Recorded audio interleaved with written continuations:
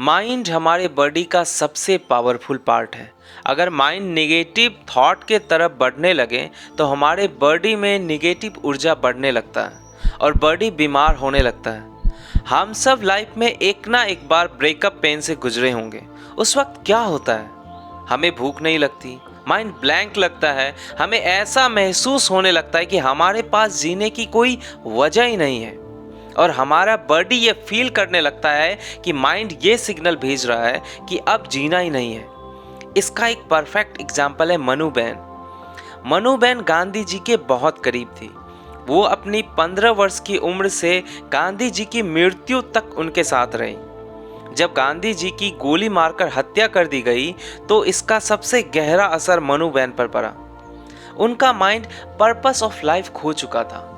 अब उनको आगे कुछ नहीं दिख रहा था। वो अपना जीवन अब तक जिस इंसान की सेवा में बिता रही थी वो अब इस दुनिया में नहीं रहा। वो कंप्लीटली ब्लैंक हो गई थी। हत्या के कुछ महीनों बाद से उनकी तबीयत बिगड़ने लगी। जब उन्हें बंबई में इलाज के लिए भर्ती किया गया तो इलाज के दौरान उनसे मिलने मोरारजी देसाई गए थे। उन्होंने डॉक्टर से मिलकर सारी बातों को समझा, क्योंकि मनूबेन कुछ नहीं बोलती थी और चुपचाप रहती थी।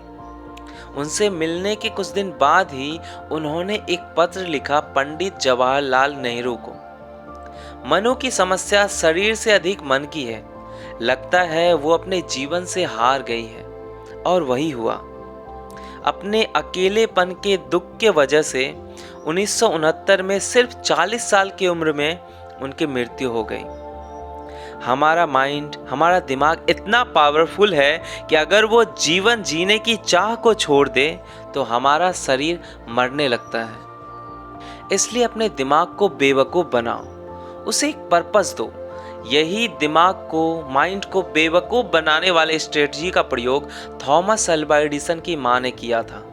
जब थॉमस अल्वा एडिसन के स्कूल टीचर ने एडिसन के माँ को एक पत्र लिखा कि आपका बच्चा नॉर्मल नहीं है, ये बहुत भोंदू है, बाकी बच्चे इसकी तुलना में बहुत तेज हैं, ये अपने जीवन में कुछ नहीं कर पाएगा, बेहतर होगा कि आप इसे घर पर ही पढ़ाएं। इन बातों से एडिसन की माँ को बहुत दुख हुआ। एक पल के लिए ये सोचो कि अगर एडिसन की माँ ने एडिसन को वो सारी सच्चाई बता दी होती तो क्या होता। एडिसन को लगता कि सच में वो इस दुनिया में बेकार है। उसका माइंड आगे बढ़ने की उम्मीद, आगे बढ़ने के होप को खो देता।